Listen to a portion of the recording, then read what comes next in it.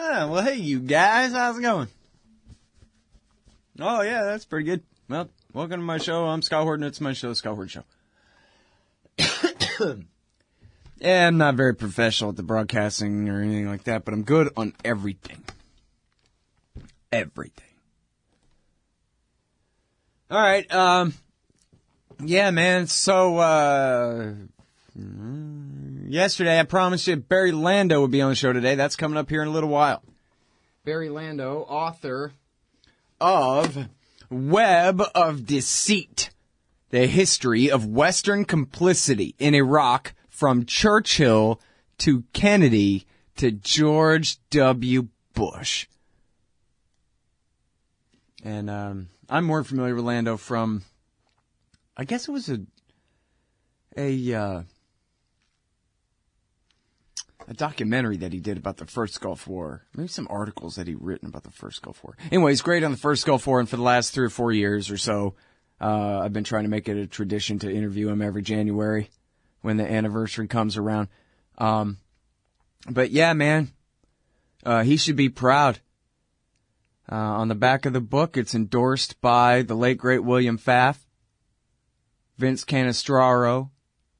I'm not sure who Richard Reeves is, but also Richard Sale, the great investigative reporter for UPI. Does Sale still write stuff? I guess maybe he's retired now. I like this quote. You will be convinced that the U.S. was complicit in Saddam's crimes. Yeah. Culpability, thy name is Ronald Reagan. Oh, yeah. Anyway, Barry Lando, he's going to be on the show today to talk about the first Gulf War. Oh, yes. And then Gareth is going to be on. Good old Gareth Porter. It's the Scott Horton Interviews Gareth Porter show. And I'll go ahead and spoil it for you. Gareth, as always, is Eeyore at his own birthday party. Yeah, man, I don't know, man. Maybe they passed an Iran nuclear deal, but I don't expect for things to get any better at all. Ho-hum, here comes a dark cloud. I agree with him. Of course he's right. He's right about everything. Well, almost. I think I remember we made one mistake one time about an Iraq story 6 years ago or something. Anyway, the heroic Gareth Porter will be back on the show to talk about the Iran deal and, you know, what it all means for the balance of power in the region. What an insane, contradictory, schizophrenic strategy. It's either brilliant divide and conquer or completely inept, uncoordinated madness, or both at the very same time. But we'll figure it out. And then, yeah, also talk about the bad news. Got tons of bad news to talk about on the show today. Tons of it. But here, a little bit more housekeeping stuff before getting into the show. Stop by the chat room. Well, stop by the website, scotthorton.org. And if you go there, you can find the whole show archives. You can find the interview archives. You can find out how to sign up for the podcast feeds of both. Subscribe to the podcasts there, huh? Yeah, man. Also, there's a chat room. If you want to join up the chat room, scotthorton.org/chat. Link's right up there at the top of the page. And, yeah, most of the usual suspects are in there this morning. Hey, guys, how's things? And you, too, can join up, complain about stuff, and, you know, talk about El Camino restoration projects or whatever you think is important. In the chat room at scotthorton.org/chat. And then, yeah, there's a button, too, at the top of the page. Donate. And that's how you can help to support this show. If you go there, you can find out all about all the wonderful kickbacks that you get if you give a one-off donation of $50, $100, or even $200. Lifetime subscription to Listen and Think audiobooks there. Silver coins, books, audiobooks, all kinds of great things there. And then also options if you wish to use Google Wallet or PayPal to send one-off donations or monthly subscription donations, those are really great. There are a couple of 50s, a couple of 35s. Most of them are $5, $10, $15, $20, $25 a month. A few come in here, a few come in there, and they really help. So anybody who values this show and would like for it to continue to exist, that's one way that you can help make sure that it does. Because when I think about quitting, I think of things like, yeah, but then why would anybody send me money anymore? I would have to replace that money with some more from somewhere else. All right, you got to keep me incentivized. Oh, please, I'm going to keep doing this every day for the rest of my life. For free or otherwise, I can't help it. I'm stuck like this. Hate the wars, just hate them. Hate the damn government behind them, too. But it does help when you help. That's scotthorton.org/donate. Okay, there you go. Right, man. Am I done with all that? Guess I mentioned the website. Oh, you can follow me on Twitter at Scott Horton Show. Follow me on Twitter at Scott Horton Show. You might or might not like it. At Scott Horton Show. Twitter.com/Scott Horton Show. Okay, there you go. All right. So very little time left for this segment. I guess the subject I have the least to say about today would be domestic policing, criminal justice stuff, as far as that goes. So here goes. There's an article in the New Yorker today that's attacking the documentary Making a Murderer. It's a worthwhile read. I don't necessarily agree with all of it, but I think they make some pretty good points. I mean, I didn't think it was an objective documentary, did you? And I didn't think that when the ladies who made it said it was objective, that, oh, it was objective. Clearly it was not. That, you know, it still has value. I agree they shouldn't pretend it's objective, but I don't think anybody really believes them that it is. Again, even the title of the thing is Making a Murderer. It's pretty clear they think that he was made a murderer, not that he actually was one. But anyway, all that aside, I think there's plenty to discuss as far as journalism, as far as the actual guilt or innocence of the two accused in the case, as far as whether or not they got fair trials, which is a separate question from whether they actually did it or not, and all these things. There's tons to discuss there. But here's the part that I thought was the most enlightening from the New Yorker piece that I would like to share with you. Of course, part of their point is that the story, even according to the ladies that made it, the directors of the film, it was not supposed to be just all about Avery and his nephew here, Dassey. It's supposed to be about the system itself.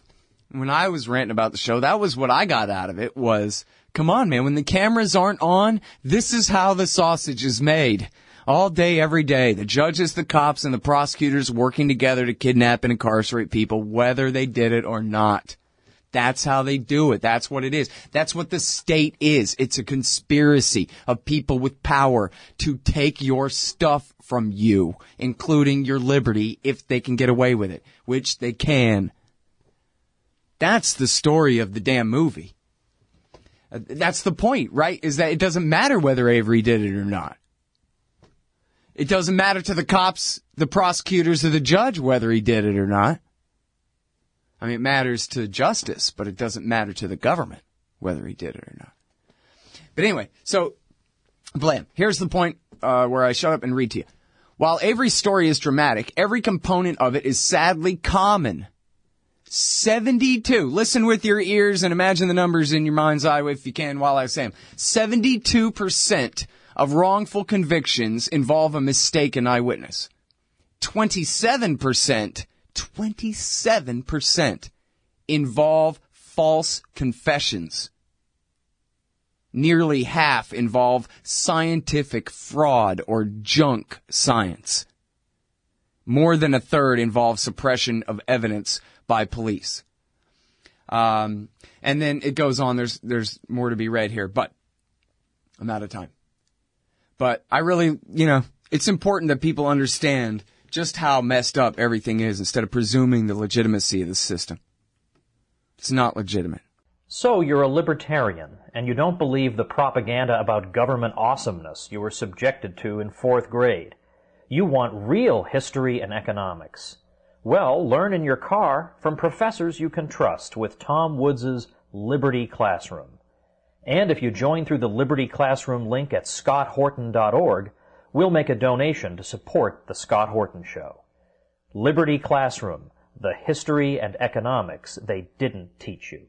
Hey, all Scott here. If you're like me, you need coffee. Lots of it. And you probably prefer it tastes good, too. Well, let me tell you about Darren's Coffee Company at darrenscoffee.com. Darren Marion is a natural entrepreneur who decided to leave his corporate job and strike out on his own, making great coffee. And Darren's Coffee is now delivering right to your door. Darren gets his beans direct from farmers around the world. All specialty, premium grade with no filler. Hey, the man just wants everyone to have a chance to taste this great coffee. darrenscoffee.com. Use promo code Scott and you get free shipping. darrenscoffee.com. Oh, you guys might not want to follow me on Twitter. I'm all blasphemy all the time. Well, this guy Franklin that I follow just tweeted out that the special editions, the Star Wars special editions, are now almost, I guess a year off, almost as old as the original Star Wars was when the special editions were released. And then I counted on my fingers, and then he was right. Well, he's off by a year. But yeah. From 77 to 97. And then from 97 to 2017 would be the equivalent distance to space-time. My God. I'm not sure if I've wasted my life or not. I mean, I guess it seems all right, you know. It's just crazy to think of that much time going by in such a blink. The original 20 years, the first half of that time period there took a lot longer than the second. I'm still 39 for another few months, but jeez, man, it's just making my brain explode, dude. Ain't good at comprehending stuff like that. I can still do a frontside rock, and I ain't too old yet. All right.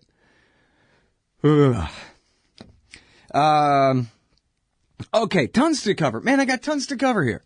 What time is it? Yeah, I got time to at least get started in this. No, I don't. I'll save this for the second hour. Yeah, this will be the second hour, because I'm going to need more time. I'm going to need probably 2 segments for this. Okay, so I'll do the other stuff. Okay, Yemen.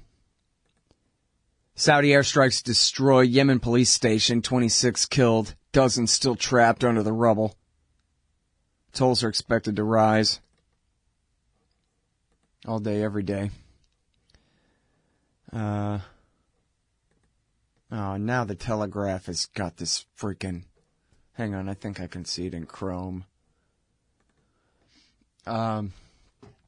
The Telegraph has this piece. UK military working alongside Saudi bomb targeters in Yemen war. Saudi foreign minister confirms claim that British military advisors are in operation room of heavily criticized bombing campaign.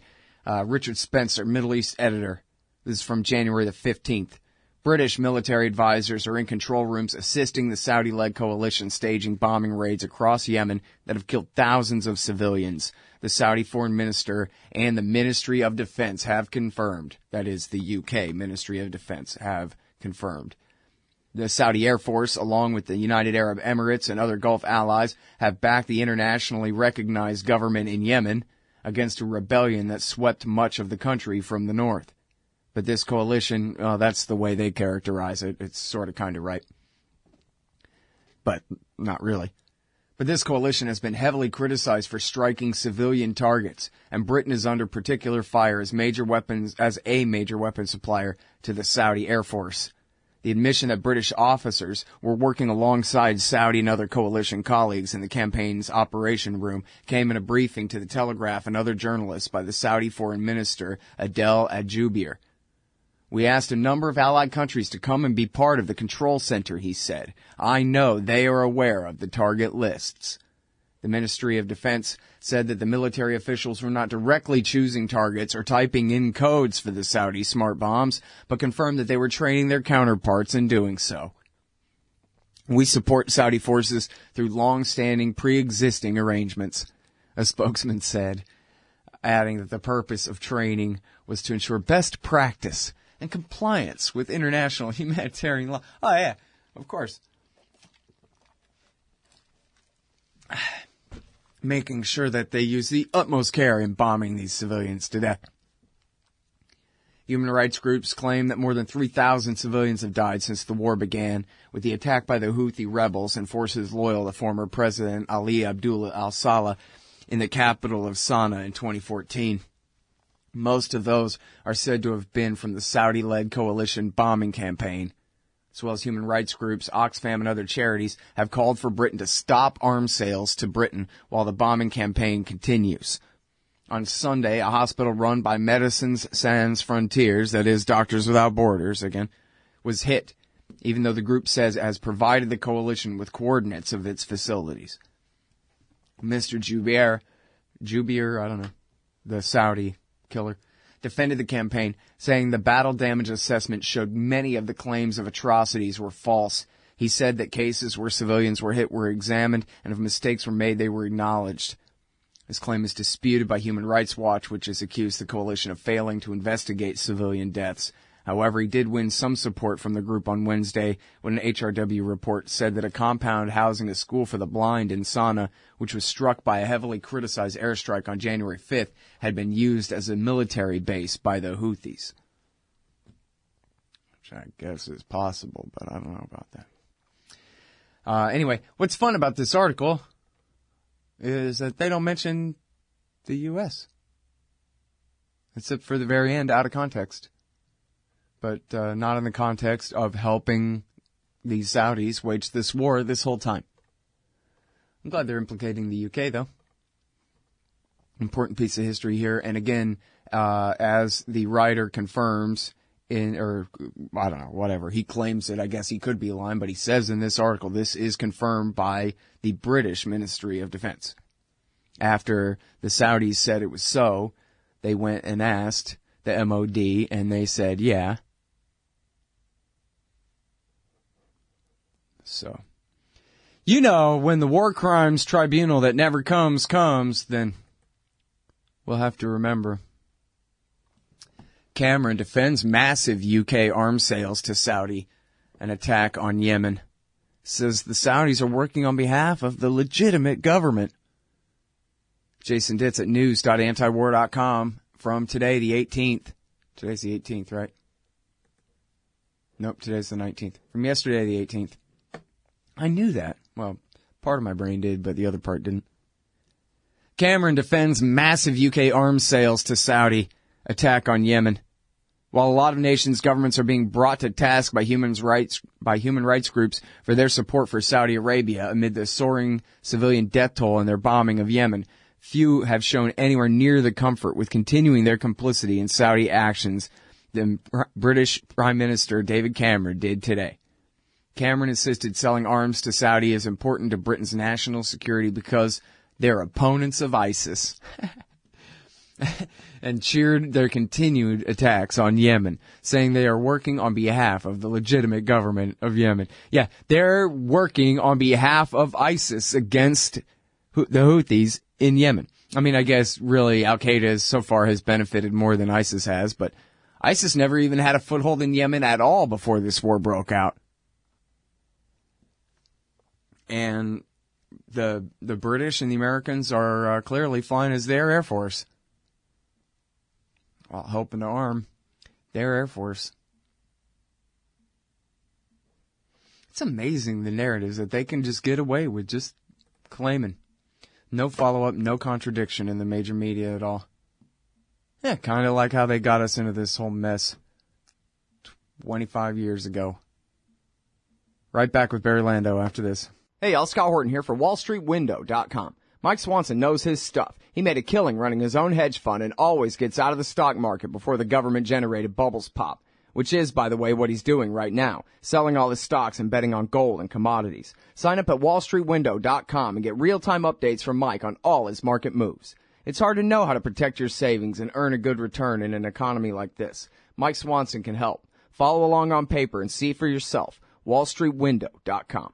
Hey, all, Scott here for Samurai Tech Academy at MasterSamuraiTech.com. Modern appliance repair requires true technicians who can troubleshoot their high-tech electronics. If you're young and looking to make some real money, or you've been at it a while and just need to keep your skills up to date, Samurai Tech Academy teaches it all. And they'll also show you the business, how to own and run your own. Take a free sample course to see how easily you can learn appliance repair from MasterSamuraiTech.com. Use coupon code Scott Horton for 10% off any course or set of courses at MasterSamuraiTech.com.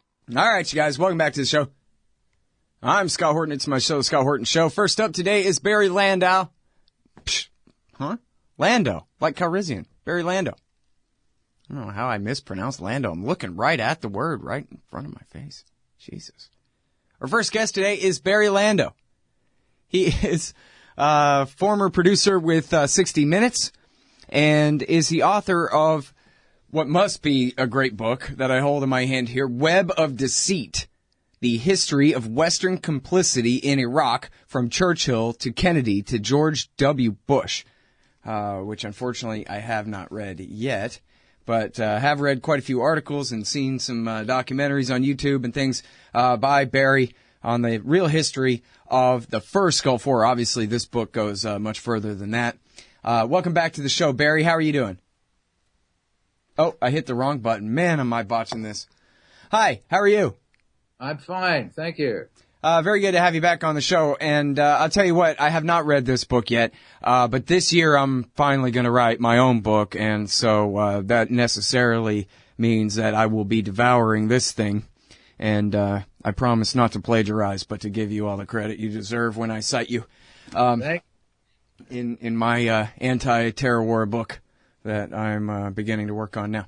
But anyway, so yeah, you are the best guy I know on the first Gulf War when it comes to reminding people the real history of what happened there, how we got into this mess. I think it's not even an opinion, but a scientific fact, as David Stockman puts it, that George Bush Sr.'s invasion of Iraq in 1991 was the original sin that just ruined everything for the Middle East and for the United States in the 21st century. At the end of the Cold War, and as your book says, America had been mucking around in Iraq for a long, long time. But at the end of the Cold War, we could have just called the empire off, been a normal country in a normal time, said to hell with the king of Kuwait, and who cares about that, and whatever, and we'd have never had our terror war. We could have had our peace dividend and live in a limited constitutional republic instead of this corrupt world empire and police state that we have now.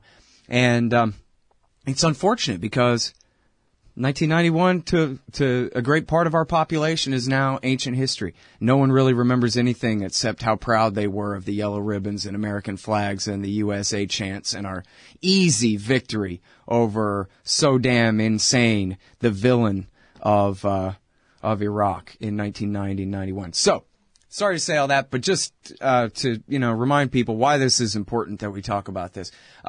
Could you please, Barry, explain first of all how it was that Saddam Hussein really went from being, if not an outright, Mubarak type loyal sock puppet, at least being a friendly Middle Eastern dictator, to being America's enemy number one? Well, he was nothing like Mubarak. I mean, he was much more brutal, violent, kind of a killer than Mubarak ever was. But he was America's sort of ally during the 8 or 9 year war that he fought against Iran during the 80s. That resulted in the deaths of 1 million people, and the U.S. actually gave him intelligence help during that time. They had a DIA intelligence expert stationed with the Iranians, giving them satellite information with the Iraqis, giving them satellite information on where the Iranian troops were, etc. And the U.S. was also very interested in trading with Iraq.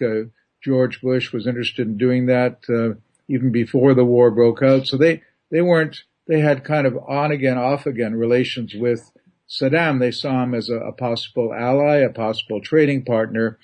But then when the war with Iran ended, they wanted to kind of undermine Saddam. He had felt he'd been kind of their ally, as I'd said. But the U.S. at that point started encouraging Saddam's enemies in the area to stand up to him. And they sent a lot of mixed signals to Saddam, which is really the reason that I think he actually invaded Kuwait. The reason he did, it was due to bad signaling and for the failure of the United States really to draw a red line and say, you invade Kuwait, we're going to have to react. The Americans never really did that. And despite the fact that Saddam was making some menacing gestures and statements about Kuwait, which he had a legitimate beef with Kuwait, and the United States was telling Kuwait, look, don't negotiate with this guy, we've got your back, unbeknownst to Saddam. So he couldn't figure out why the Kuwaitis were refusing to negotiate with him over things like oil and repaying debts, etc. And he got madder and madder. And he kept signaling that he was even going to move militarily, and the U.S. kept refusing to say, look, don't do it. And then Saddam did, and at that point, even when he did, George H.W. Bush still wasn't sure how he was going to react. It wasn't at all clear that he would move troops to defend Kuwait and attack Saddam. That was something that he decided upon after the fact.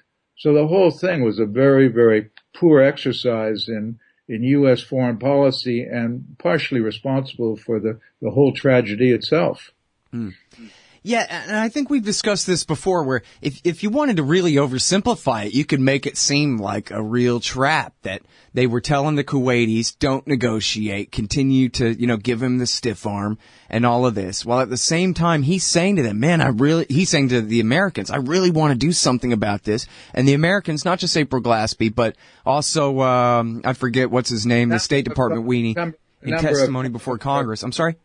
Yeah, a number of top American officials, top State Department officials, including George Bush himself, were very waffling about signaling Saddam. As a matter of fact, you seem very certain, though, Barry, that this is really just a matter of typical bureaucratic blundering. They weren't exactly sure what their policy was or what kind of message they were trying to send, and it wasn't so much a perfect trap for Saddam as much as just a bunch of stupidity, and then they took advantage of it. Yeah, stupidity, and they were paying attention to, of course, the end of the Cold War. That was really the big thing that was happening in the world as far as they were concerned. The Berlin Wall was coming down. Russia was coming, the Soviet Union was coming apart. That was the big story as far as they were concerned. And this stuff that was happening between, Iraq and Kuwait was kind of a backwater squabble that they weren't paying much attention to until it was too late. All right, now, I'm sorry, this is just kind of a side point, but it just occurred to me that if anybody knows the answer to this, it very well could be you. I can't find this footnote anywhere, but I know that I read it from a credible source, and that was that Lloyd Benson, the former Texas Democratic senator, had warned George H.W. Bush, don't put ground forces in Saudi Arabia because it will drive the crazies crazy. And I know I couldn't have made that up. Lloyd Benson is totally out of left field, but I know I read that somewhere. Are you familiar with that by any chance? I'm not familiar with that specific quote, but there were lots of people who warned at the time when they were thinking of sending troops, don't do it. And as a matter of fact, hearing that they might possibly send troops, Bin Laden went to the king of Saudi Arabia and said, look, don't accept American troops into our country. Don't accept the infidels in here, because if they come, we'll be obliged to react. It would be a terrible thing for you to do. Despite that, the Saudis decided to let in the American troops, and that sent Bin Laden, that really lit his candle, if you want. And that's when he turned against the United States, and it was after that he began attacking, American facilities in the Gulf and Africa, and that really led directly to 9/11. All right, now we got to take this break. We'll be right back with Barry Lando, author of Web of Deceit, right after this. Hey, Scott Horton here to tell you about this great new book by Michael Swanson, The War State. In The War State, Swanson examines how Presidents Truman, Eisenhower, and Kennedy both expanded and fought to limit the rise of the new national security state after World War II. If this nation is ever to live up to its creed of liberty and prosperity for everyone, we are going to have to abolish the empire. Know your enemy. Get The War State by Michael Swanson. It's available at your local bookstore or at Amazon.com in Kindle or in paperback. Just click the book in the right margin at scotthorton.org or thewarstate.com. Hey, Scott Horton here for Liberty.me, the great libertarian social network. They've got all the social media bells and whistles. Plus, you get your own publishing site, and there are classes, shows, books, and resources of all kinds. And I host 2 shows on Liberty.me. Eye on the Empire with Liberty.me's Chief Liberty Officer Jeffrey Tucker every other Tuesday, and The Future of Freedom with FFF founder and president Jacob Hornberger every Thursday night, both at 8 Eastern. When you sign up, add me as a friend on there. ScottHorton.Liberty.me. Be free. Liberty.me. All right, y'all, welcome back to the show. I'm Scott Horton. I'm talking with Barry Lando about the first Gulf War, Operation Desert Storm, to kick Saddam and the Iraqi army out of Kuwait after their invasion of August 1990. And then, as Lando was saying, is that occupation of the Arabian Peninsula, which I have the soundbite here, but I won't waste our time with it. But it's Cheney admitting that he promised the king of Saudi Arabia, we'll leave as soon as we're done, which they didn't do. And how Osama wanted to kick Saddam out of Kuwait, but the king gave the job to George Bush instead, and how this is a huge part of what led to the terror war. Of course, al-Qaeda cited combat forces on the Arabian Peninsula all throughout the 1990s and their war in the run-up to 9/11, of course. So to go back to I guess the run-up to the war, there was Operation Desert Shield began in August of 1990 and lasted through the beginning of the war in January 16th of 1991. I wonder, Barry, if you could remind us about the status of negotiations through that time, because Saddam must have taken George Bush Sr. seriously, that he would unleash America's Cold War military against, built up to fight the Soviet Union against little Iraq if they didn't do what the hell they were told to do, which was get out. And yet, for some reason, Saddam refused and said, mother of all battles. And yet, I suspect there was more to it than that. Well, there was. I mean, as soon as he realized, it just took a couple of, few days when he realized that Bush was really adamant and that they really were going to, it looked like they were going to send troops, or that at least there were going to be major reprisals. Saddam immediately said, well, hold it. We're not going any further. Let's talk. Let's negotiate. Meanwhile, the story had been put out by Cheney originally that the Saddam was intent on invading Saudi Arabia, going right through Kuwait and going into Saudi Arabia. That's how he convinced the Saudis to accept the American troops, really, the threat of an invasion by Saddam into their country. And there's now, afterwards, there's no real evidence that Saddam had that in mind at all. But it was used as kind of a false flag by the Bush administration to move those troops into Saudi Arabia and, as you know, to keep them there. And yeah, there were lots of attempts to negotiate, particularly by Saddam during the fall. As time went on, he offered all kinds of possibilities of pulling Iraqi troops out. And it was clear, though, that once Bush had decided to act, he wasn't going to let Saddam out of the trap. Yeah. And that was even obvious to me as a ninth grader at the time. Once you start building up your military to do a war, it's pretty much on. In a situation like that. But now, can you be more specific about, what exact kind of peace feelers that he put out through the Swiss, through whoever, to what it was he was willing to do? And on the American side, was the argument simply, we already told you, get your army out of Kuwait, period, or we'll kill you, and that's the only negotiation? Or how was it that they, for months refused to negotiate when they could have? Yeah, that was basically the U.S. position was get your troops out, but it wasn't get your troops out, withdraw them. It was we want them out within. When Saddam said, "Okay, we'll get them out," it was like, no, you got to get them out within 3 or 4 days or within 1 week. I forget what the exact time limit was, but there was no way that he could move fast enough to satisfy the U.S. deadline. Also, Saddam, his own political neck was in the noose, if you will, because the Iraqi army now would if he pulled out like that, the Iraqi army would be after him, and he might be overthrown. So he was trying to negotiate a way out that would allow him to leave, avoid the bloodshed, but also allow him to remain in power. And Bush wasn't going to give him that way out. A lot of the neighbors, the Jordanians particularly, were attempting to negotiate, to say, hold it, wait a minute, we can deal with this guy. And the U.S. wasn't going to do it. And the Egyptians also. The U.S. pressured them to back off and undermined any attempts at negotiation. Okay, now, well, I hate to just skip the work. I guess I want to get to the Great Bay of Pigs of the desert and all the consequences of the urging of the uprising against Saddam and the betrayal of it after the war, but I don't want to skip the war entirely here. How many Iraqis were killed in the thing? Do you know?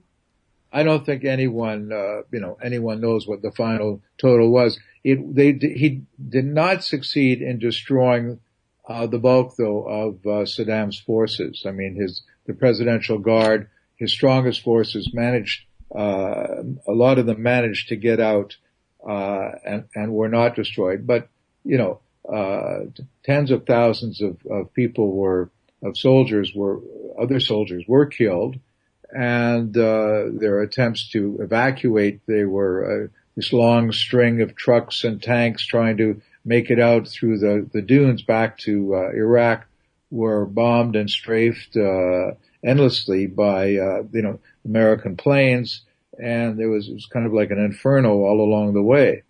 So, but a lot did make it back out, and they were the ones who were able to put down the uprising that George Bush had called for in Iraq.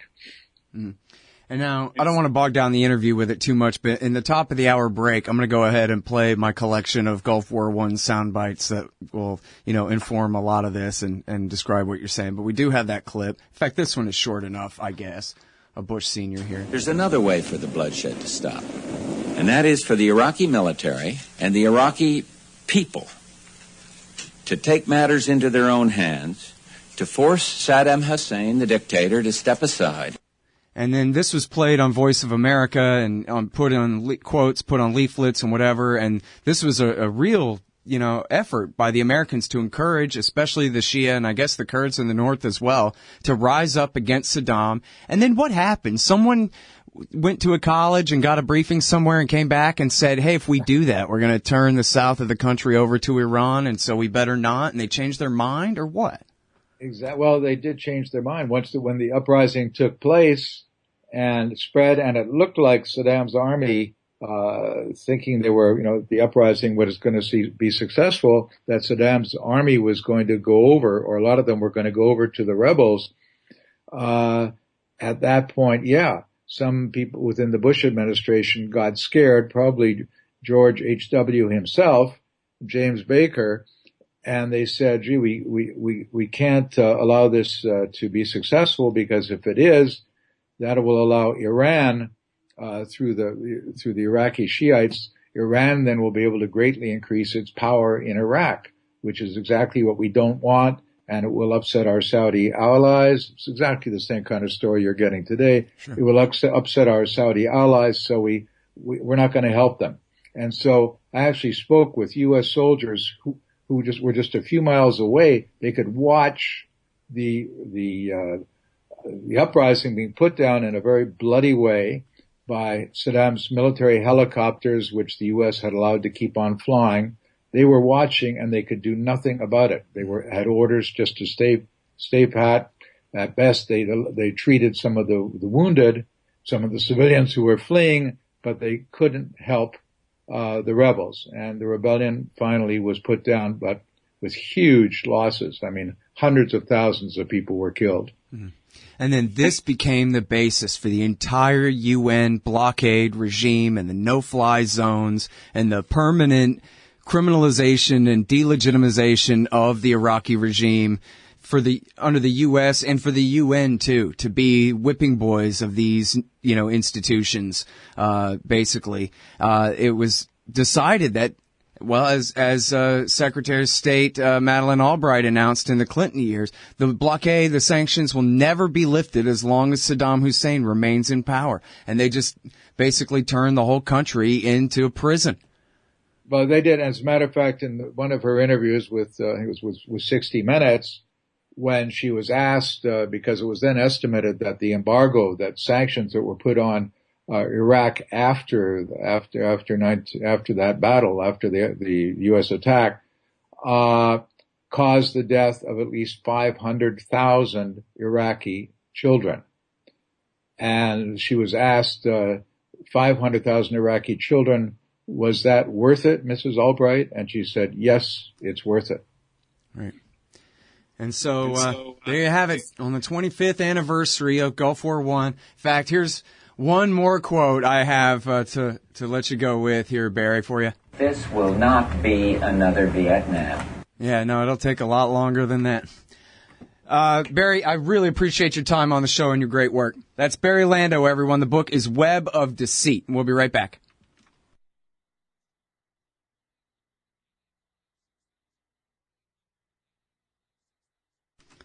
All right, and then here for the recording later, I'll go ahead and lay down some of my best tracks for you from the first Gulf War. First, here is Dick Cheney describing to Bill Kristol Saddam Hussein's legitimate gripes back in 1990. Saddam had been throwing his weight around. Right. The Iran-Iraq war had ended. Economically, he was in some difficulty. He had accused the Kuwaitis, for example, of undercutting the oil price. And that hurt him because he was almost totally dependent on oil revenues for his government. And he'd actually moved troops down to the Kuwaiti border. Right. And the advice we got from our friends in the area was don't do anything to upset him. This is just a show of force. He's trying to negotiate a better deal on oil prices and so forth. And he'll never invade. And that's what we got from the region. At one point, the United Arab Emirates, in the run-up to the actual invasion, they were concerned. And they called and wanted... All right, and then here's Cheney explaining to Kristol also about basically how he, not Baker, he, the Secretary of Defense, led the negotiation with the Saudis to begin to occupy the Arabian Peninsula in the build-up to the war. And then the king turned back to me after a couple of minutes, and he said, okay, we'll do it. But he had two conditions. One, that you'll bring enough force to do it right and to get it done. And secondly, that you'll leave when it's over with. And I committed, gave him my word on that basis. I knew that's what the president wanted to do anyway. The president had already, in effect, authorized you to, had said we were willing to send troops. I was there to close the deal, in effect. Yeah. Yeah, there you go. And then here's a little bit of favored war propaganda for you from 1990. While I was there, I saw the Iraqi soldiers come into the hospital with guns. They took the babies out of the incubators. Took the incubators and left the children to die on the cold floor. Which was a pure lie. She was not a Kuwaiti nurse at all. She was the daughter of the ambassador, and she was given a script by the Hill and Knowlton PR firm on payroll to come up with this completely fabricated war propaganda, which the president at the time happily repeated. They had kids in incubators, and they were thrown out of the incubators so that Kuwait could be systematically dismantled. Oh, he cares so much about the little Belgian babies on the bayonets there. And then I hope I'm not going too bad out of order here. Yes, here's well, I played the Bush Sr. Urging the Shia and Kurds to rise up. There's another way for the bloodshed to stop, and that is for the Iraqi military and the Iraqi people to take matters into their own hands, to force Saddam Hussein, the dictator, to step aside. And then here's Dick Cheney interviewed in 1994 at the American Enterprise Institute, defending himself from the neocon accusation that we should have gone all the way to Baghdad. And why didn't he go all the way to Baghdad? It's just like when CBS is confronting Hillary Clinton. Why aren't you doing enough against Assad? And then so she admits the truth. Well, we don't want to accidentally back al-Qaeda, do we? Kind of thing. Well, here's Cheney under the gun. why didn't you do enough against Saddam? And so he's explaining why that would have been a bad idea from 1994. Do you think that the U.S. or UN forces should have moved into Baghdad? No. Why not? Because if we'd gone to Baghdad, we would have been all alone. There wouldn't have been anybody else with us. It would have been a U.S. occupation of Iraq. None of the Arab forces that were willing to fight with us in Kuwait were willing to invade Iraq. Once you got to Iraq and took it over and took down Saddam Hussein's government, then what are you going to put in its place? That's a very volatile part of the world, and if you take down the central government in Iraq, you can easily end up seeing pieces of Iraq fly off. Part of it the Syrians would like to have to the west. Part of eastern Iraq the Iranians would like to claim, fought over for 8 years. In the north, you've got the Kurds, and if the Kurds spin loose and join with the Kurds in Turkey, then you threaten the territorial integrity of Turkey. It's a quagmire if you go that far and try to take over Iraq. The other thing was casualties. Everyone was impressed with the fact that we were able to do our job with as few casualties as we had. But for the 146 Americans killed in action and for their families, it wasn't a cheap war. And the question for the president, in terms of whether or not we went on to Baghdad and took additional casualties in an effort to get Saddam Hussein, was how many additional dead Americans is Saddam worth? And our judgment was not very many, and I think we got it right. There you go. And so this is the exact same reason why they betrayed the Shia and Kurd uprising. As we talked about, is they realized that would be the consequences, just as he put it. And then that led to the Clinton regime of just permanent, endless, can't even call it low-level war, full-scale blockade on a global level. Again, read Andrew Coburn and or Anthony Gregory's reviews of Joy Gordon's book. Oh, crap. Joy Gordon, anyway, just type in Andrew Coburn, Joy Gordon, or Anthony Gregory, Joy Gordon, and Invisible War. I was thinking Silent War, but that ain't it. Invisible War by Joy Gordon, about the 90s regime of blockade and, frankly, genocide against the people of Iraq. And here is that famous quote of Madeleine Albright that our guest referred to there. We have heard that 500,000 children have died. I mean, that's more children than died in Hiroshima. And is the price worth it? I think this is a very hard choice, but we think the price is worth it. And so there you go.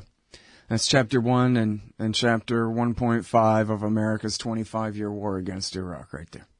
Hey, y'all, guess what? You can now order transcripts of any interview I've done for the incredibly reasonable price of $2.50 each. Listen, finding a good transcriptionist is near impossible, but I've got one now. Just go to scotthorton.org/transcripts, enter the name and date of the interview you want written up, click the PayPal button, and I'll have it in your email in 72 hours max. You don't need a PayPal account to do this.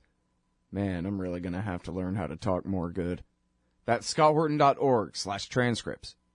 Hey, I'll check out the audiobook of Lew Rockwell's Fascism versus Capitalism, narrated by me, Scott Horton, at audible.com. It's a great collection of his essays and speeches on the important tradition of liberty. From medieval history to the Ron Paul Revolution, Rockwell blasts our statist enemies, profiles our greatest libertarian heroes, and prescribes the path forward in the battle against Leviathan. Fascism versus Capitalism by Lew Rockwell for audiobook. Find it at Audible, Amazon, iTunes, or just click in the right margin of my website at scotthorton.org. All right, y'all, welcome back. Man, I'm sorry. That was such a clumsy interview on my part. He was fine. I'm terrible.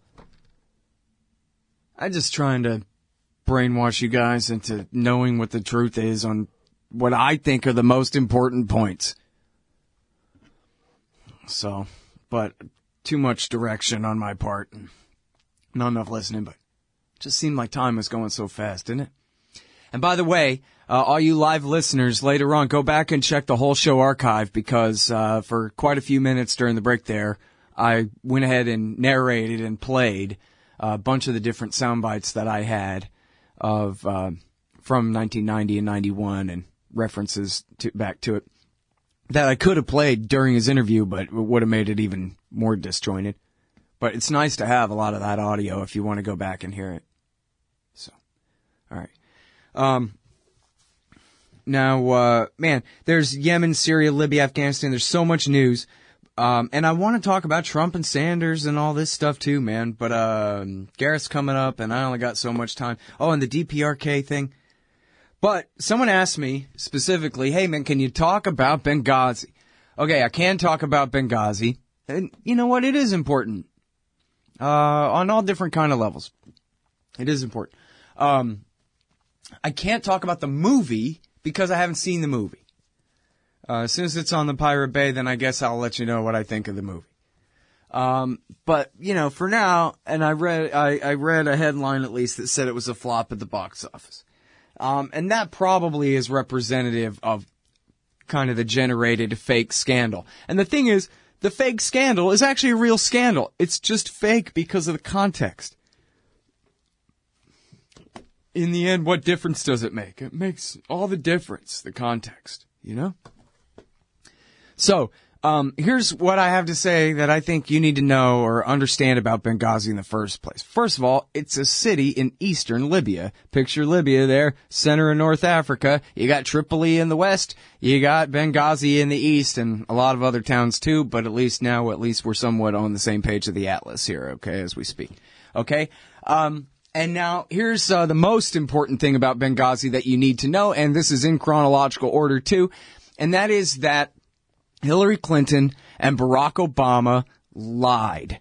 They lied like the Bushes, straight to your face, about the casus belli, that is the fancy term for the reason that's supposedly good enough for the war. Okay? The casus belli was Gaddafi and his forces have sworn, and we believe them, that they are going to kill every single last man, woman, and child in Benghazi till they're all dead. And this would be just like that time that we didn't prevent a genocide in Rwanda. And wasn't that sad? And so now's our chance to prevent a genocide in Benghazi. Okay? And so we're going to not make that same Rwanda mistake. We're going to have our responsibility to protect. And we're going to protect the people of Benghazi from Gaddafi. Except the thing is, they were lying their asses off. And they knew that they were lying. And the proof of that is in the Washington Times, and it's by Jeffrey Scott Shapiro and Kelly Riddell, and it's all about, and very well sourced, all about how the CIA and the DIA knew that this was totally fake and that they advised the civilian government of that fact, but they used it as their Gulf of Tonkin, weapons of mass destruction, Battleship Maine, Lusitania, Pearl Harbor, fake-ass excuse for a war. Anthrax to Ata. They used it as their fake excuse. Genocide in Kosovo. I always skip Kosovo. I shouldn't.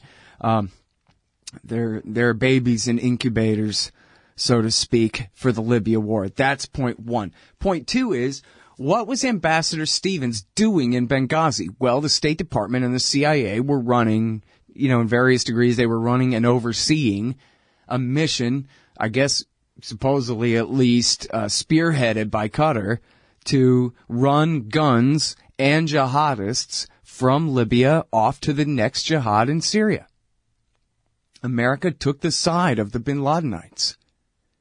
And the reason that Ambassador Stevens was not in Tripoli but was in Benghazi was because that was where the jihadists were based out of. That was whose side America had taken in the war. And they were going on to the next one. America had taken the side of the black flag waving, throat-slitting lunatics up in Syria, too. And so off they were going. So what happened to Ambassador Stevens, I think, was a matter of he didn't have good enough security. He was stationed in the middle of a hornet's nest with not good enough security. He should have had a battalion army troops. He was in the middle of Al-Qaeda town.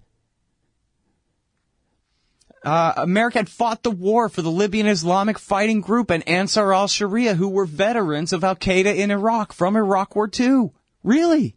That's who they were. They admitted it. It's in the Telegraph. Belhaj and al-Hasidi and these guys were, some of them, leaders in bin Laden's organization.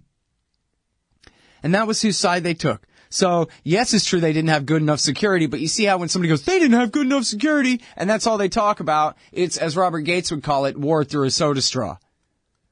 They're not asking the question, why better security would be needed in a place like Benghazi, huh? Because America took the side of our enemies. And even though the State Department and apparently more than anybody else, loves Al-Qaeda, Al-Qaeda does not love the State Department. So, it's like that thing about with the scorpion and the frog and the crocodile or whatever. Yeah. And then, this is up too loud. Okay, and then, let's see, next here. And the poor reaction time. This is the thing I don't know as much about. But it said that the CIA guys wanted to run straight to the complex to help the ambassador. And somebody in charge there said, well, wait, let's see if we can get more help to join us there. So give me a few minutes. And then that didn't work and they went anyway or something, or they didn't, whatever. Who cares? Not who cares, but that to me sounds like the least scandalous part of it. And if you listen to the kooks, they go, oh yeah, this is where Obama, just because he loves Islam and hates America so much, gleefully ordered no one to help anyone so that these guys would just be sacrificed. Now, what sense does that make? That doesn't make any sense. And there may be a very substantial accusation that the CIA and the DOD were sitting around with their thumbs up their asses making the wrong decisions when they should have been making, hastier and better ones. But that would seem to me, least scandalous in the sense of the corruption or whatever behind it, but the most scandalous in the sense of the most immediate consequences for the dead.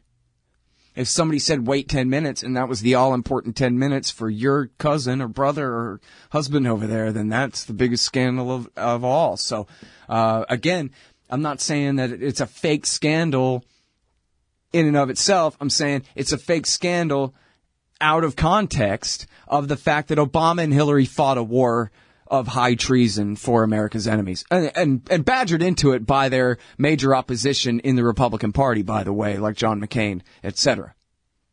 at the time, Marco Rubio. And so, the poor reaction time, may be a big deal. But I'm just saying in the real context, it's a small part of the story. And then, okay, now the larger story, back to the larger story, which is that Belhaj, Al-Qaim Belhaj, is now the leader of ISIS in Libya. The guy who gave McCain a medal. The guy who the CIA had kidnapped and tortured, who's suing the MI6 for helping the CIA do it right now, by the way. He was kidnapped and tortured under the rendition program, was in fact an admitted associate of bin Laden's and Al-Qaeda, and a fighter against Americans, at least in Iraq. I forget.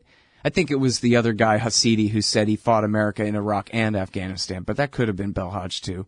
But anyway, he certainly admitted he fought Americans in one or the other, both of those theaters. And he'd been renditioned to Gaddafi. And he's suing in court in Britain. There's no rule of law in America, but he's suing in Britain over this. He was illegally tortured and kidnapped.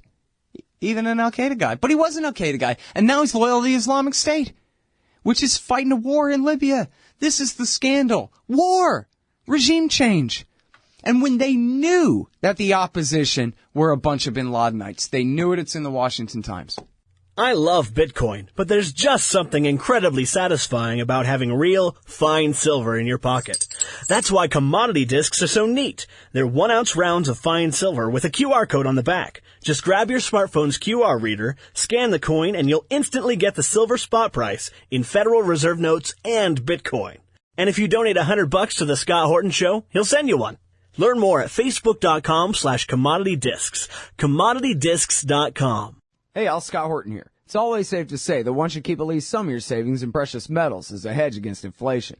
And if this economy ever does heat back up and the banks start expanding credit, rising prices could make metals a very profitable bet. Since 1977, Robertson Roberts Brokerage Inc. has been helping people buy and sell gold, silver, platinum, and palladium, and they do it well. They're fast, reliable, and trusted for more than 35 years. And they take Bitcoin. Call Robertson Roberts at 1-800-874-9760 or stop by rrbi.co. All right, y'all, welcome back. I'm Scott Horton. It's my show, The Scott Horton Show. Okay, Gareth Porter's coming up here in just a little while, man. I'm going to ask him what he thinks about things, and he's going to answer. It's going to be great. Listen, I need to give some footnotes about my Benghazi talking that I've done here. I think the most important thing for you to read would be The Rat Line by Seymour Hersh in the New York Review of Books. It's actually The Red Line and the Rat Line. The Red Line and the Rat Line, and it's mostly about the false flag Turkish al-Nusra sarin attack that they tried to pin on Assad back in 2013. But he also talks quite a bit about what was going on in Benghazi and the gun running operation that was going on there.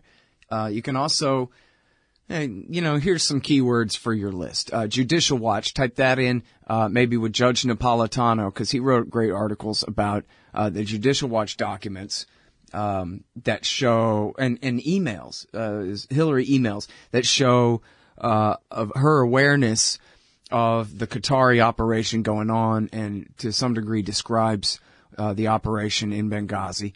There were articles, if you want to go back to the time, 2011 and 12, certainly 12, there were reports in Fox News, although they were credible and decently reported articles.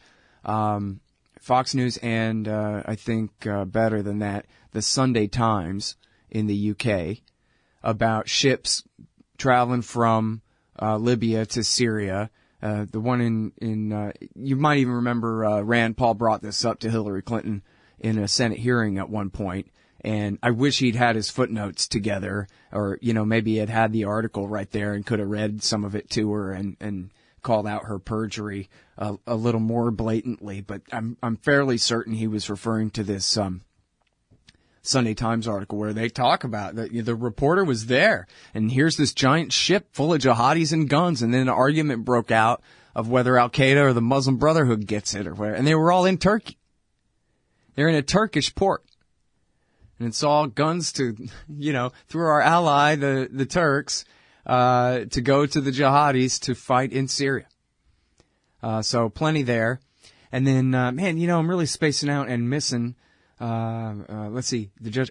Of course, Brad Hoff has great coverage of this at LevantReport.com. Robert Perry has great coverage of this at, I don't know if he has great coverage of this.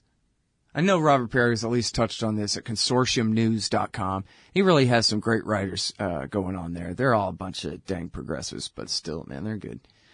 And then, let me see here. Well, let me look back at my list. Oh, the fake Casus Belli stuff. Here's the deal. The Washington Times series on Libya is so great. So what you do is you type in my name, Scott Horton, and then Washington Times, Libya. And the reason that you do that is because I wrote a blog entry where I go, here you go. I went and rustled up all the titles and links for you. The Washington Times website is a mess. But I got all the printer versions there, so they don't, blow you up with 1,000 pop-ups and a bunch of crash browsers and madness. It's funny, that website is a disaster, but their printer versions are beautiful. So, I'm sorry, I'm a web user, okay? I quibble when it comes to this stuff. But I got the whole series posted for you there. Jeffrey Scott Shapiro and Kelly Riddell, they did a really great job a year ago. 11 months ago, February 2015, they did this 5, maybe 6-part series or something at some point in there, that you really got to look at. It's great. And it's all about how, they knew they were lying, how they knew it was jihadis, how the U.S. was, and their allies and their special forces were behind the uprising, and encouraging it and arming it from the very, very beginning.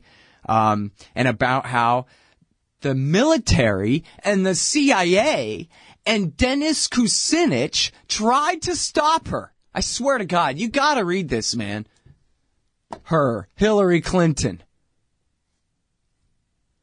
The military, the head of AFRICOM, who you would think wants nothing but to expand his responsibilities, right? He's a government job holder.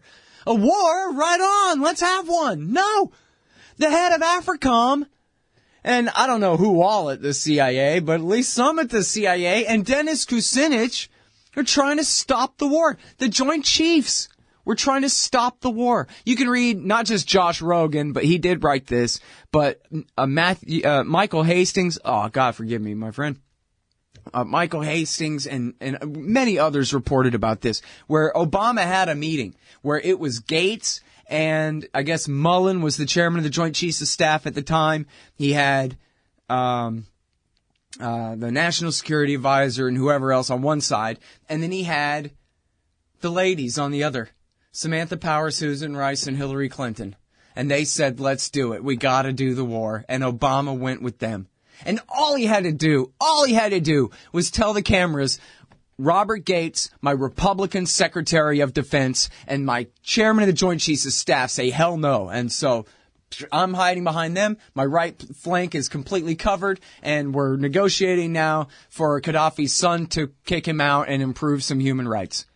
After all, George Bush, and this is another very important point to make about that war, guys.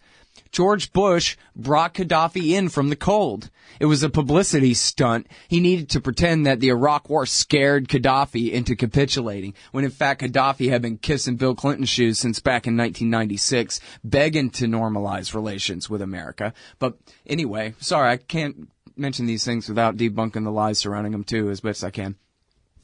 Gaddafi had bought a bunch of crap from A.Q. Khan's garage sale, the Pakistani nuclear proliferator, and it was all just a bunch of junk sitting in a warehouse. But he agreed he would give all that up to George Bush if Bush would normalize relations. And so Bush had this doctrine where, be a good boy and give up your WMD programs and we can be friends again, unlike Saddam, who refused to give it up, and so we had to regime change you, that kind of thing. Now, if you are the head of what America considers a rogue state out there, what's the lesson here? Saddam had none, swore it, got bombed anyway. North Korea had none, said, forget you guys, we're making some, and America's left them alone all this time. Gaddafi negotiates, says, here, you can have everything we've got, and then America stabs him in the back and kills him. In fact, it's a miracle that at that point the Iranians didn't change their tactic and say, you know what, maybe we do need to have a nuclear weapons deterrent at this point, because how can we negotiate with the Americans when, never mind, the Bush-Cheney regime, this is the duplicity. There's a stronger, worse word for it that I'm searching for, but my vocabulary is failing me. This is the son of a bitchery of Barack Obama, the nice guy. You like that? This backstabbing bastard. And man, read that series about how Kucinich was talking with Saif Gaddafi, who I'm sure was a son of a bitch too, come on, he's horrible, but still, he's less worse than his old man, and swore to God he was gonna obey. Not good enough. Hey, she had her reasons, man. All right. I'm sorry, Afghanistan and Syria wars. I didn't get to talk about you today. Tomorrow. Hey, Scott Horton here for MPV Engineering. This isn't for all of you, but for high-end contractors specializing in industrial construction and end users who own and operate industrial equipment. MPV offers licensed professional consulting on chemical and mechanical engineering for your projects. Tanks, pressure vessels, piping, heat exchangers, HVAC equipment, chemical reactors for oil companies or manufacturing facilities, as well as project management support and troubleshooting for those implementing designs. MPV will get your industrial project up and running. Head over to mpvengineering.com. Don't you get sick of the Israel lobby trying to get us into more wars in the Middle East? Or always abusing Palestinians with your tax dollars? It once seemed like the lobby would always have full-spectrum dominance on the foreign policy discussion in D.C. But those days are over. The Council for the National Interest is the America lobby, standing up and pushing back against the Israel lobby's undue influence on Capitol Hill. Go show some support at councilforthenationalinterest.org. That's councilforthenationalinterest.org. All right, y'all, welcome back. Gareth Porter wrote the book Manufactured Crisis, The Truth Behind the Iran Nuclear Scare, where he just debunked every last accusation against it. Not because he's a pro-Iran partisan, just because all the accusations were lies. That's pretty easy. It's a really great book. I do hope you'll read it. It'll go down in history, definitive. On this issue. as definitive on this issue. I'm starting to talk like a Fox News anchor. I watch too much. Will Iran nuclear deal? I'm starting to talk like a Middle East Eye headline writer. Will Iran nuclear deal change U.S.'s Middle East politics? Welcome back to the show, Gareth. How are you? Thanks very much, Scott. I'm glad to be back, and I'm fine. Okay, good. Forgot to put my earphones on. Now they're on. All right, now, so, okay. Let me ask you this, article writer. What changed in American politics that made them decide to pass this nuclear deal in the first place? Because it seems like the obvious answer to your question is, no, it's not going to change. America's allies are the axis of Saudi and Israel in the region, not Iran. And, you know, it would be a huge change to turn that around. What are they going to do? Turn right around and start treating the Ayatollah like he's our pet, the Shah, or something like that? That's never going to happen. And so, why in the world did they even do this deal with Iran? Because it wasn't just Obama did the deal. It was some major portion of the American national security state and establishment, foreign policy establishment, but also just establishment, decided that now is the time, at least for this nuclear deal, if not some other major change. So why? What gives? Well, it's a very appropriate question, and one that I certainly agree has not been answered in the news media or the literature thus far. And I think the answer is pretty clear that this was not the agreement that was originally envisioned by the Obama administration when it came in. Yes, they were going to use diplomacy eventually, but only after they had softened up the Iranians with basically a combination of various kinds of threats and pressures, so that Iran would then be willing to make the concessions that were politically desired by the Obama administration. And of course, mainly and overwhelmingly important was the concession to give up the whole idea of enriching uranium. I mean, that was the whole point of Obama's Iran diplomacy. It was to get the Iranians to give on the question of its enrichment program. So it was never supposed to be a kind of equal agreement whereby Iran limited its nuclear program, but clearly was not going to give it up, whereas the United States would lift sanctions. It was supposed to be a clear demonstration of the power of the United States in world affairs, and particularly power over Iran. Yeah, but it turned into this whole other thing where America is at least half-assed bringing them in from the cold, right? On a Gaddafi 2003 type level, at least, no? It did turn into that, and I'm getting to the point. I am getting to the point. Sorry. By the way, which is important because I think people need to understand that this was not simply something that Obama decided out of the goodness of his heart, or because he suddenly became an Iran lover, or became, soft on Iran or whatever.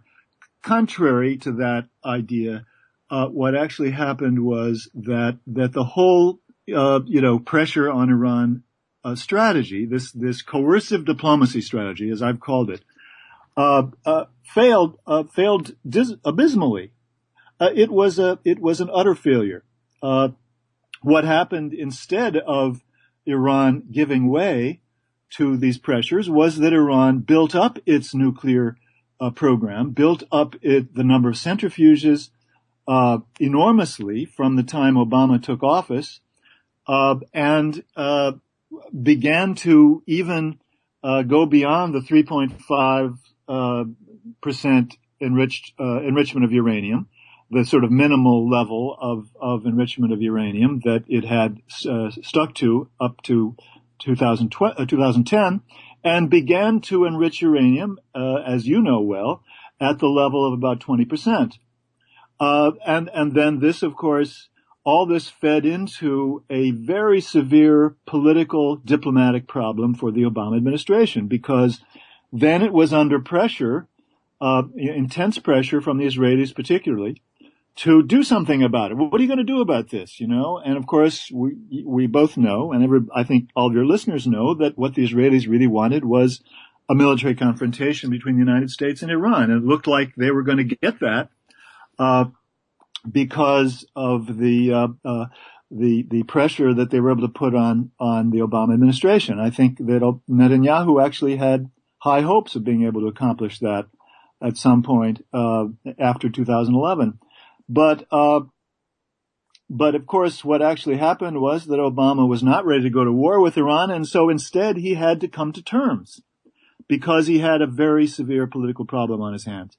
And so I think that's really the simple answer to a very big and difficult question, an important question. Mm-hmm.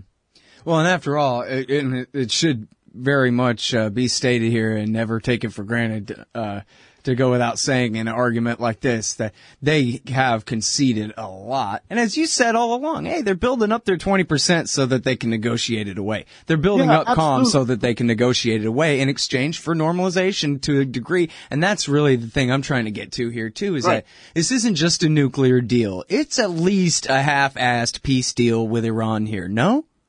Well, it is a peace deal with Iran in effect. I'm not saying that was the intent by Obama to begin with, that what he really wanted above all else was peace with Iran. I mean, in the sense of peace going beyond not having to fight a war with Iran. He didn't want to fight a war with Iran, but he was not trying to reach a détente with Iran, which is in the same vein as détente with the Chinese, for example, during the Nixon administration. So I think his view was not to go to war, but to exercise the power the United States had through its threat of military action, through the threat of Israeli military action, even more than that, the cyber threat, the attack on Natanz, and then ultimately in 2012, let's not forget that, in 2012, there was another round of attacks, not on Natanz, but on the oil and gas industry. This is not nearly as well known, not very well known at all. I forgot that. And then, of course, the pressure from the threat and ultimately the actual implementation of what they expected to be crippling sanctions that would force the Iranians to the table. So, I mean, it's terribly important for people to understand just how much of a diplomatic defeat this was for Obama, and also, as you just put it, that what the Iranians were doing in rapidly building up the number of centrifuges that they were producing, building, and putting in place in their facilities was not to try to rush for a nuclear weapon, but simply to put diplomatic pressure on the United States, and it was very effective. And by the way, I mean, I've made the point, Scott, that the Obama administration knew perfectly well that's what the Iranians were doing, that it was in fact a ploy to put diplomatic pressure, to have diplomatic negotiating chips with the United States, and a form of political pressure on the Obama administration. Right. And so it was, in that sense, a more complicated game that was going on. Right. Okay, now on the other side of this break, we're going to get to just how much of a victory it was for the Iranians, even as it was a defeat for the American position. It's the great Gareth Porter writing at MiddleEastEye.net. Hey, all, Scott Horton here to tell you about this great new ebook by longtime Future Freedom author Scott McPherson. Freedom and Security, the Second Amendment and the Right to Keep and Bear Arms. This is the definitive principled case in favor of gun rights and against gun control. America is exceptional. Here the people come first, and we refuse to allow the state a monopoly on firearms. Our liberty depends on it. Get Scott McPherson's Freedom and Security, the Second Amendment and the Right to Keep and Bear Arms on Kindle at Amazon.com today. You hate government, one of them libertarian types, or maybe you just can't stand the president, gun grabbers, or warmongers. Me too. That's why I invented LibertyStickers.com. Well, Rick owns it now, and I didn't make up all of them, but still, if you're driving around and want to tell everyone else how wrong their politics are, there's only one place to go. LibertyStickers.com has got your bumper covered. Left, right, libertarian, empire, police, state, founders quote, central banking. Yes, bumper stickers about central banking. Lots of them. And, well, everything that matters. LibertyStickers.com. Everyone else's stickers suck. All right, y'all, welcome back. I'm Scott Horton. It's my show, Scott Horton Show. Gareth Porter patiently hanging on the line, as usual. Will Iran nuclear deal change U.S.'s Middle East politics? And that's really what I want to get to here now. Gareth, I'm sure I probably was overstating it here. For people catching up on the news, they've implemented the deal. The Iranians have already abided by all of it, scaling back their everything and expanding all the inspections and everything they had to do, closing the PMD file and everything they had to do to get the sanctions lifted. And now the West has lifted the sanctions, like in the deal. And so here we are. But so I think I was probably, because I was being positive and optimistic about something, I'm sure I was wrong. I was probably overstating just maybe how much of a deal this really is. I mean, as we've talked about for years, Gareth, the nuclear issue it doesn't matter that it's a fake manufactured crisis. What matters is that it's a nuclear weapons crisis, and it has been this huge, fake, outstanding issue, outstanding enough to prevent any kind of real rapprochement between America and Iran this whole time. But so, is the opposite the case then, that, well, now without this gigantic fake issue, to disrupt everything, that now things can begin to get back to normal? Or is it, no, just a nuclear deal and the status quo is going to basically reign?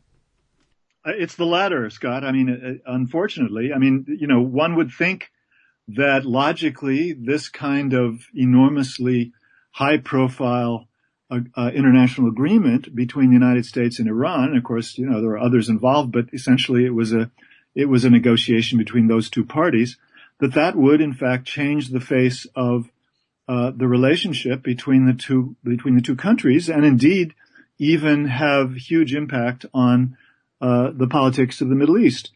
But the evidence to the contrary is simply overwhelming, and I would point to something that I didn't even cover in my article, because it has happened essentially since I wrote it, since I submitted the article last week.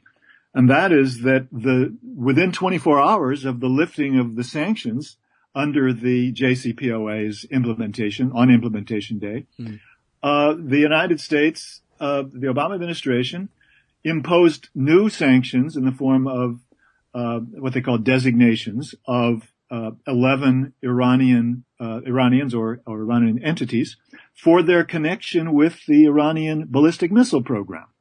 Now, that is, in and of itself, of course, a gesture of hostility toward Iran. I mention it simply because it underlines the enormous weight, the enormous burden of the past that lies on U.S. policy toward Iran.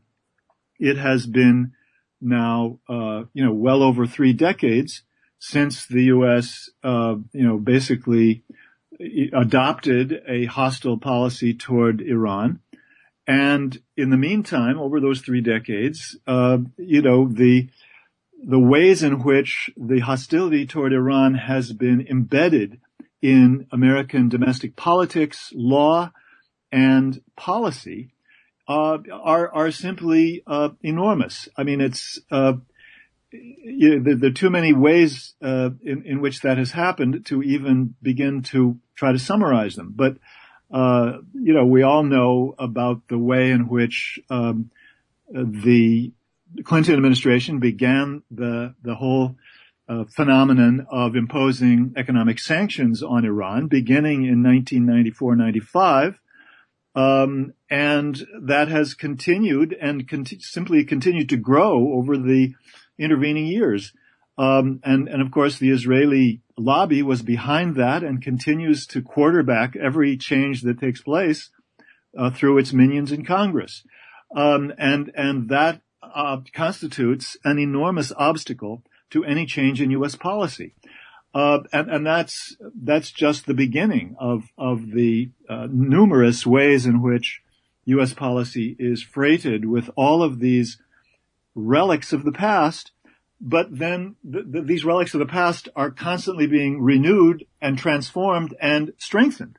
And now, I've talked about this on your show and in my articles, the U.S. military and the Pentagon have enormous stakes in maintaining a relationship of an adversary relationship with Iran, because it is the rationale for so many important programs, including arms sales to the Saudis and other Gulf sheikdoms, based on the idea that Iran is a threat to them, as well as anti-missile systems that are being sold to the region, and the big kahuna, if you will, the idea of an anti-missile system in the United States on the U.S. mainland, which is largely justified these days, and has been for a long time, by the alleged threat of ballistic missiles to the United States itself. And so, therefore, the other story that I didn't talk about in my article, but which I'm going to write about now, my next article, is going to be about how the U.S. has really imposed these sanctions not on the grounds that the ballistic missile test in last October was for nuclear weapons or capable of carrying nuclear weapons. They're not even saying that anymore. What they're saying now is that Iran should not have and cannot have, as far as we're concerned, a ballistic missile program.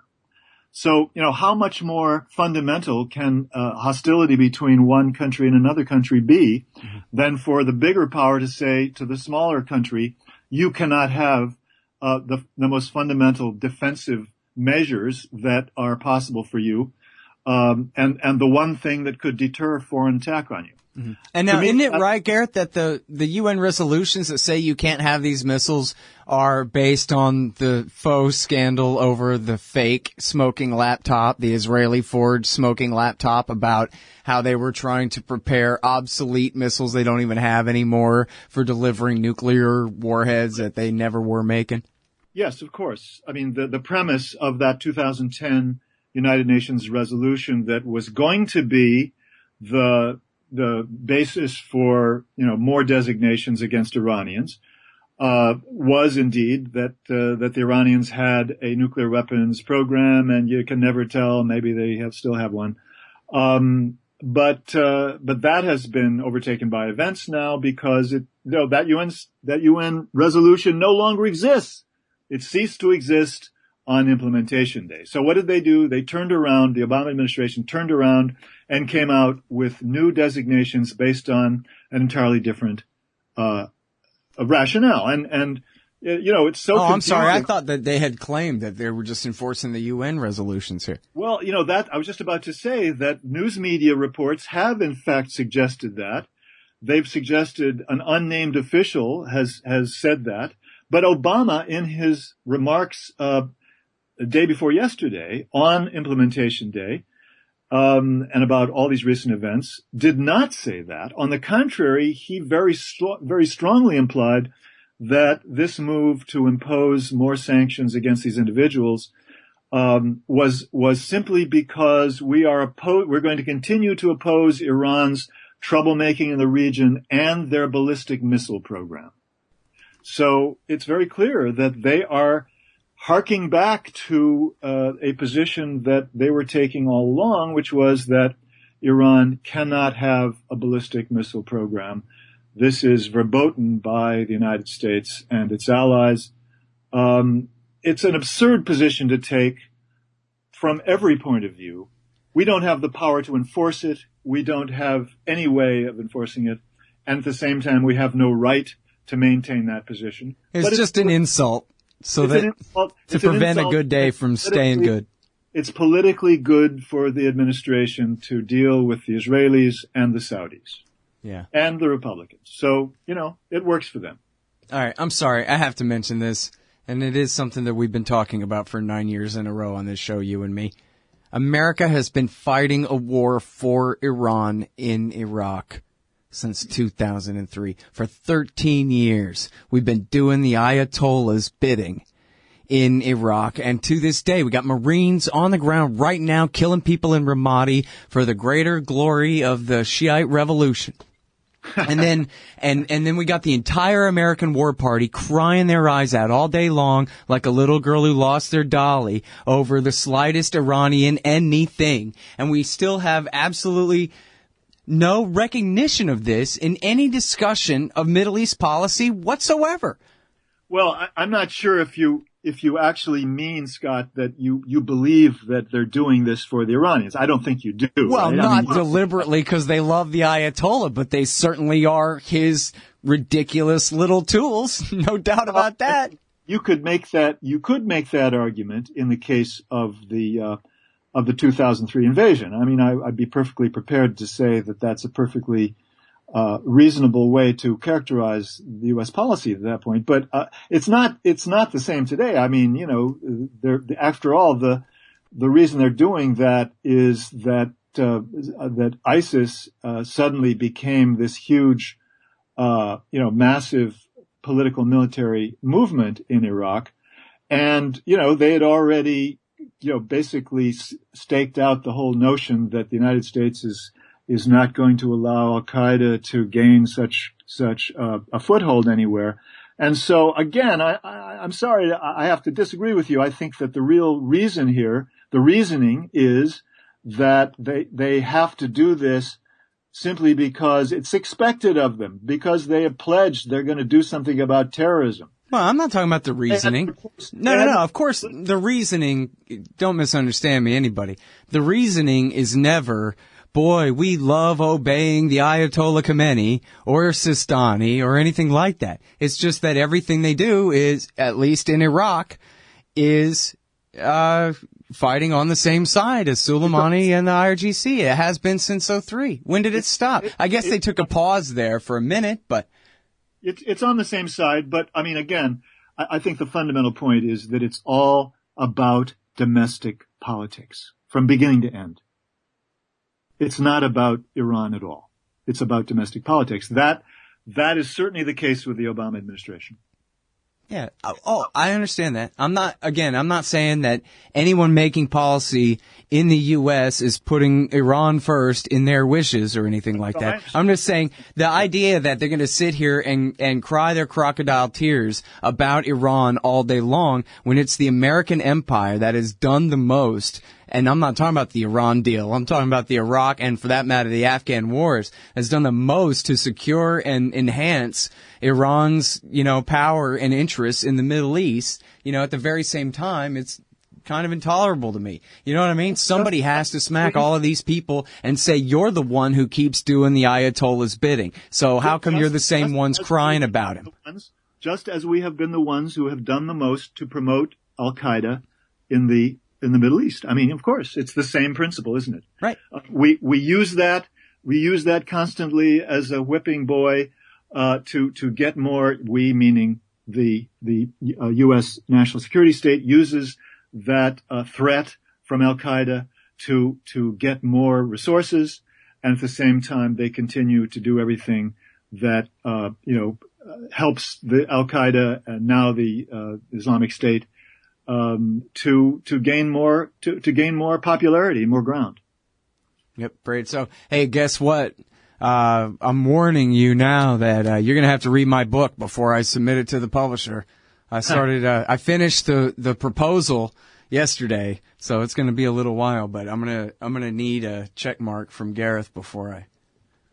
Well, congratulations on getting the manuscript done. Yeah, it turned out once it's not the manuscript, but just the proposal, but the proposal, sorry. But it includes, 14 chapter summaries, and I realized, this is easy. I can finish this, The only hard part was where to shut up and move on in the summaries, Well, I assume you're going to write a very popular book, accessible. Yeah. Well, we'll see. We'll see how that goes, but I'm going to make sure that you make sure it's right before I go show it to anybody else. Fair enough. All right. Well, thanks so much for your time again, Gareth. You're the best, man. Thanks, Scott. Bye-bye. All right, y'all. That's the great Gareth Porter, because this is the Scott Horton Show. MiddleEastEye.net. Will Iran nuclear deal change U.S.'s Middle East politics? See you tomorrow.